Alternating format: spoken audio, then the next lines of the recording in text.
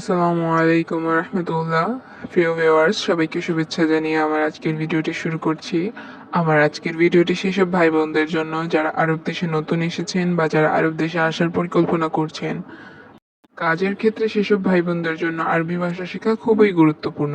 তাই খুব সহজে আরবি ভাষা শিখতে চাইলে আমার এই ভিডিওটি শেষ পর্যন্ত দেখতে থাকুন। এটা আমার দোষ বা ভুল এর আরবি অর্থ হবে আনা গলতান হাদা। এখানে আনা অর্থ আমার, গলতান মানে দোষ বা ভুল, হাদা অর্থ এটা। আনা গলতান হাদা, এটা আমার দোষ বা ভুল। আমাদের ভালো কাজ করতে হবে এর আরবি অর্থ হচ্ছে এহনা লাজিম সুগল কয়েস। এখানে এহনা মানে আমাদের, কয়েস অর্থ ভালো, লাজিম সুগল অর্থ কাজ করতে হবে। এহনা লাজিম সুগল কয়েস অর্থ আমাদের ভালো কাজ করতে হবে। তোমার মক্কা যাওয়া দরকার এর আরবি অর্থ হচ্ছে ইনতা লাজিম রুহ ফি মক্কা। এখানে ইনতা মানে তোমার, লাজিম অর্থ দরকার, রুহ ফি মক্কা মানে মক্কা যাওয়া। ইনতা লাজিম রুহ ফি মক্কা, তোমার মক্কা যাওয়া দরকার। তোমার কাজে যাওয়া দরকার এর আরবি অর্থ হচ্ছে ইনতা লাজিম রুহ ফি শুগল। এখানে ইনতা অর্থ তোমার, রুহ ফি শুগল অর্থ কাজে যাওয়া, লাজিম অর্থ দরকার। ইনতা লাজিম রুহ ফি শুগল, তোমার কাজে যাওয়া দরকার। আমি তোমাকে বলছি এর আরবি অর্থ হচ্ছে আনা কালাম ইনতা। এখানে আনা মানে আমি, কালাম অর্থ বলা, ইনতা অর্থ তোমাকে। আনা কালাম ইনতা, আমি তোমাকে বলছি। আমি তাকে বলেছি এর আরবি অর্থ হবে আনা কালাম হুয়া। এখানে আনা মানে আমি, কালাম অর্থ বলেছি বা বলা, হুয়া অর্থ তাকে। আনা কালাম হুয়া, আমি তাকে বলেছি। সে আমাকে বলল এর আরবি অর্থ হচ্ছে হুয়া গুল আনা। এখানে হুয়া অর্থ সে, গুল অর্থ বলল বা বলা, আনা অর্থ আমাকে। হুয়া গুল আনা, সে আমাকে বলল। টাকা দাও এর আরবি অর্থ হচ্ছে জিব ফুলুস। এখানে জিব অর্থ দাও বা দেওয়া, ফুলুস অর্থ টাকা। জিব ফুলুস অর্থ টাকা দাও। মোবাইল নাও এর আরবি অর্থ হচ্ছে শিল জাওয়াল। এখানে শিল অর্থ নেওয়া, জাওয়াল অর্থ মোবাইল। শিল জাওয়াল অর্থ মোবাইল নাও। এটা ধরো এর আরবি অর্থ হচ্ছে এমসিক হাদা। এখানে এমসিক অর্থ ধরো বা ধরা, হাদা অর্থ এইটা। এমসিক হাদা, এইটা ধরো। আমার টাকা দেশে পাঠাবো এর আরবি অর্থ হচ্ছে আনা ফুলুস এরসাল ইলা আল বিলাদি। এখানে আনা ফুলুস অর্থ আমার টাকা, এরসাল ইলা অর্থ পাঠাবো বা পাঠাও, আল বিলাতি অর্থ দেশে। আনা ফুলুস এরসাল ইলা আল বিলাতি, আমার টাকা দেশে পাঠাবো। আমার ছেলে এর আরবি অর্থ হচ্ছে ওয়ালাদ হাগ্গি আনা। এখানে ওয়ালাদ অর্থ ছেলে, আনা মানে আমার, ওয়ালাদ হাগ্গি আনা মানে আমার ছেলে। তুমি কি লেখাপড়া করো এর আরবি অর্থ হচ্ছে ইশ ইনতা তাদরুস। এখানে ইশ অর্থ কি, ইনতা অর্থ তুমি, তাদরুস অর্থ লেখাপড়া করা। ইশ ইনতা তাদরুস, তুমি কি লেখাপড়া করো। আমি আপনার কর্মচারী এর আরবি অর্থ হচ্ছে আনা আলেম ইনতা। এখানে আনা মানে আমি, আলেম অর্থ কর্মচারী, ইনতা অর্থ আপনার। আনা আলেম ইনতা, আমি আপনার কর্মচারী। হয়তো তুমি আমাকে চিনো এর আরবি অর্থ হচ্ছে মুমকিন ইনতা মালুম আনা।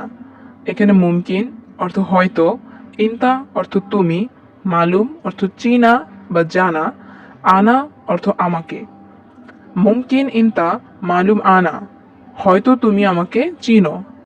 আমার ক্ষুধা লেগেছে এর আরবি অর্থ হচ্ছে আনা জাইয়ুন বা জুয়ান। এখানে আনা মানে আমার, জাইয়ুন বা জুয়ান অর্থ ক্ষুধা লাগা। আনা জাইয়ুন, আমার ক্ষুধা লেগেছে। তার চলাচল সঠিক না এর আরবি অর্থ হচ্ছে হু তারিক মাফি সিদা। এখানে হু অর্থ তার, তারিক অর্থ চলাচল, মাফি সিদা অর্থ সঠিক না।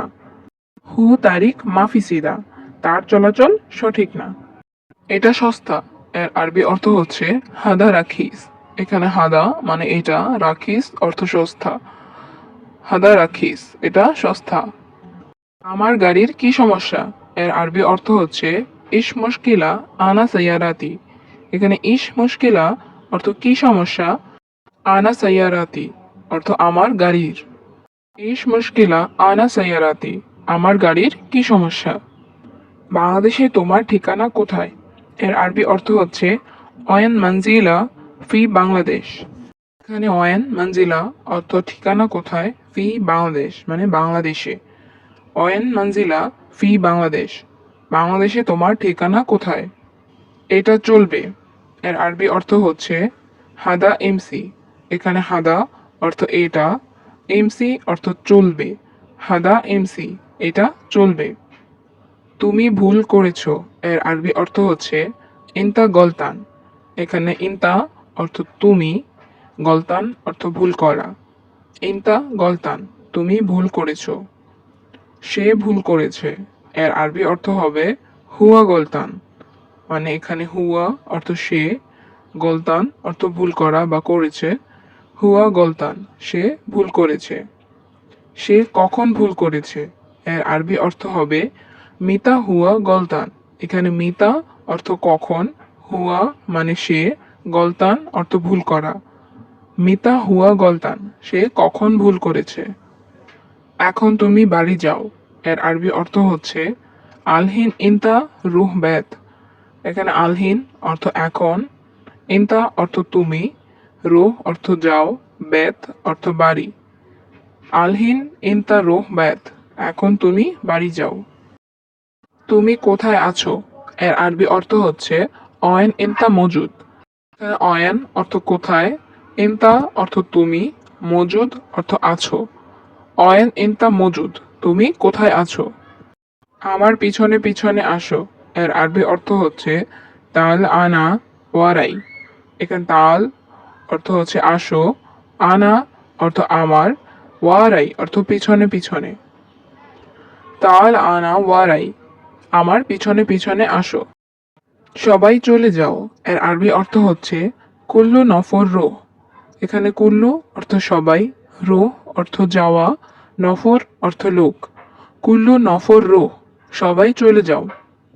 তুমি মজা করতেছো। এর আরবি অর্থ হচ্ছে ইনতা সাউই মাস্কারা।